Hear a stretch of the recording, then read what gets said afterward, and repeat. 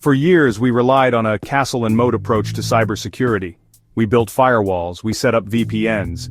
We assumed that anything inside our network was safe. This worked, for a while. But the world has changed. The old ways are no longer enough. The rise of cloud computing has blurred the lines of the traditional network perimeter. Employees work remotely from anywhere in the world. Data lives both on-premises and in the cloud. Our valuable information is more accessible than ever before, and so are the threats. Traditional security measures are like a fortress with a single wall. Once breached, the entire castle is vulnerable. Today's cyber attacks are sophisticated and relentless. They exploit any weakness they can find. Relying solely on perimeter defenses is no longer effective. We need a new approach, one that assumes breach as the norm. We need to move away from trusting anyone or anything by default. We need zero trust. The digital landscape has transformed dramatically. Cloud services are ubiquitous. Remote work is the norm. And devices from laptops to smartphones constantly access our networks. This interconnectedness offers immense benefits but also introduces unprecedented security challenges. Traditional security models struggle to keep up. They rely on a defined perimeter, a clear line between inside and outside. But in a world of cloud applications and remote access, this perimeter is dissolving. Attackers exploit this. They use sophisticated phishing attacks to steal credentials. They target individual devices to gain a foothold within a network.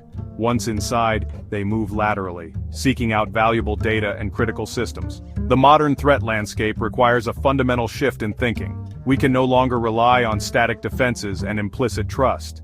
We need a model that adapts to this dynamic environment, one that verifies every access attempt, regardless of location or user. This is where zero trust comes in. Zero trust is not about building higher walls. It's about eliminating the concept of an inside and an outside. It's about assuming that every user, device, and connection could be compromised. This might seem extreme, but in today's threat landscape, it's essential. Imagine a security guard who demands identification and checks credentials before allowing anyone to enter a building, even if they're wearing an employee badge. That's zero trust in action. It's about verifying every interaction, every time. This principle of never trust, always verify is at the core of zero trust. It means that no user or device is inherently trusted, regardless of their location or previous authentication. Zero trust isn't just about technology, it's about changing how we think about security. It's about moving from a reactive approach to a proactive one. It's about building security into the very fabric of our digital world. Zero trust is built on several core principles, each designed to strengthen security in this new landscape. These principles work together to create a robust and adaptable security posture. Never trust, always verify.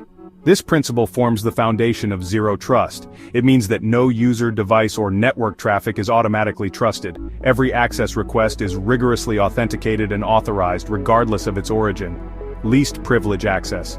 Users and devices are granted only the minimum level of access they need to perform their tasks.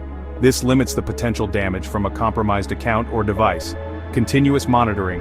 Zero trust security is not a one-time implementation.